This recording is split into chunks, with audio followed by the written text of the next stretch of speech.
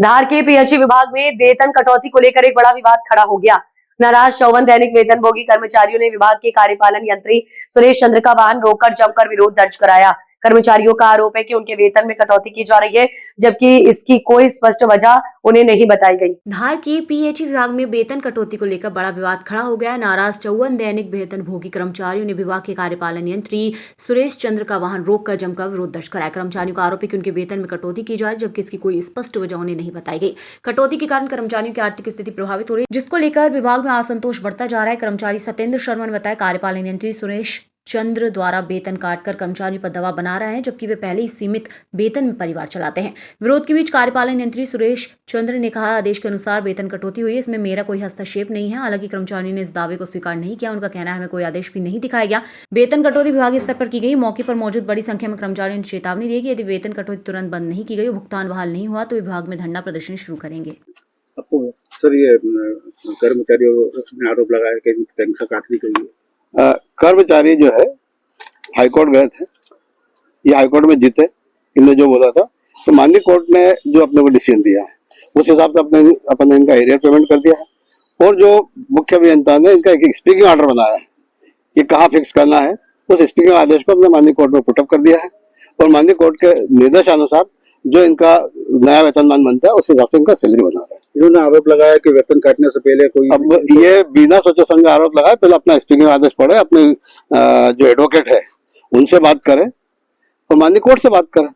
तो स्थायी कर्मचारियों को वेतन काटने का क्या? वेतन नहीं काट रहे हैं ये लोग। जो है 2015 में विनियमितीकरण में आए, 16 में, और इन्होंने एरियर लिया 2003 का स्थायी वर्गीकरण का। तो माननीय कोर्ट से डिसीजन है कि भाई ये स्थायी वर्गीकरण का एरियर ले रहे हैं, तो इनको वही फिक्स किया जाए। एक आदमी को 2 स्केल कैसे दी जाएगी? कितने कुल कर्मचारी है जिनका? ये 53 लोग हैं। इनका कहना है कि आपने मैं वेतन थोड़ी काट सकता हूँ यार, मेरे को तो जो माननीय कोर्ट का और मेरे ऊपर के जो अधिकारियों का डिसीजन आएगा वही करना पड़ेगा ना। मैं इनको बोल रहा हूँ कि चलो सी ऑफिस, अपन सी साहब से बात करते, मैं भी खड़ा रहता हूँ, मैं भी आपका पक्ष रखता हूँ। अब ये जाना ये कहना है कि हमारा अधिकारी भी अगर तो हमारा कुछ ना कुछ। मैं क्या कह रहा हूँ आप समझो सही, मैं फाइनल अथॉरिटी तो हूँ नहीं, भाई जो सी ने स्पीकिंग ऑर्डर बनाया है अपन उनसे चल के बात करें। मैंने कल भी इन लोगों को बोला कि चलो मेरे साथ, अपन बात करते हैं साहब से। भाई मैं फाइनल थोड़ी हूँ, ये तो गवर्नमेंट की पूरी चेन बन गई है। अब ये कह के सब आप ही करो तो मैं कैसे कर पाऊंगा बताओ? आपका नाम और पद बताइए। हाँ, मेरा नाम सुरेश चंद्र जनोलिया है, मैं कार्यपालन यंत्री धार हूँ। धन्यवाद सर। हम लोग विभाग में दैनिक वेतनभोगी कर्मचारी के रूप में वर्ष 1988 से कार्यरत थे।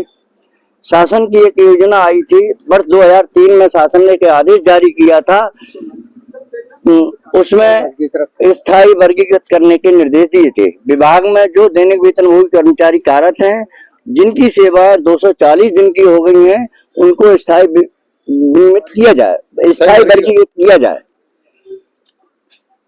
उस आदेश के परिपालन में हमारे यहाँ जो भी वर्तमान ई रहे हों, भूतपूर्व ई रहे होंगे, उन्होंने आदेश जारी किया। आदेश में हमको स्थायी घोषित किया गया।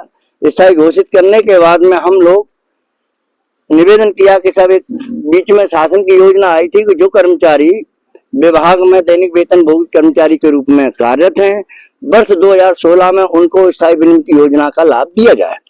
हम लोगों को तब से 10वें महीने से 10/16 से स्थायी विनियमित योजना का लाभ दिया जा रहा है। वर्ष 2003 से 2016 तक का हमने कोर्ट में आदेश लगाए।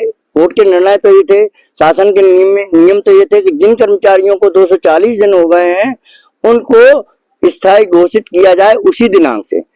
परंतु हमारे डिपार्टमेंट ने एक आदेश जारी किया वर्ष 2003 में, उसमें उस आदेश से हमको स्थायी घोषित किया गया। कितने कर्मचारी हैं? हम लोग उस समय 98 कर्मचारी थे, फिर कुछ मर गए, गड़ गए, चले गए, नौकरी सेवानिवृत्त हो चुके हैं। अब वर्तमान में हम 53 कर्मचारियों ने कोर्ट में केस लगाया। कोर्ट में लगाया, सर्वोच्च न्यायालय तक शासन गया, वहां से हम जीत के आए और उनका स्पष्ट निर्देश थे कि उक्त कर्मचारियों को नियमित वेतनमान 10/16 तक का भुगतान किया जाए। शासन की हठधर्मिता के कारण हमको 2025 तक का एरियर का भुगतान किया गया, जिसमें हम माइनस में गए। क्यों? चूंकि इसलिए गए कि ऑलरेडी तनख्वाह हमको ज्यादा मिल रही थी, 2016 से तनख्वाह हमको ज्यादा मिल रही थी, और इनने एरियर बनाया तो बनाया 25 तक का बनाया, इसलिए हम लोग माइनस में चले गए और उसका एरियर का भुगतान शासन ने हमको किया। परंतु हमारा जो एरियर था वो सब माइनस में चला गया। परंतु हम कर्मचारियों से भुगतान करने के पहले कोई स्वीकृति नहीं ली गई कि आपको इस बात का इस दिनांक से इस दिनांक तक का आपका एरियर का भुगतान किया जा रहा है, आप लेने में सहमत हो कि नहीं हो। अच्छा, आपकी मांगे अगर पूरी नहीं होती तो आगे क्या करेंगे? मेरी मांग का कार्य में अनिश्चितकालीन आंदोलन करेंगे। हो सकता है कि भाई जिसके पेट पे लगती है तो फिर तो वो विकराल रूप धरता है। ठीक है, आपका नाम बता। मैं सत्येंद्र प्रसाद शर्मा। आज तक अपना वेतन जो कम है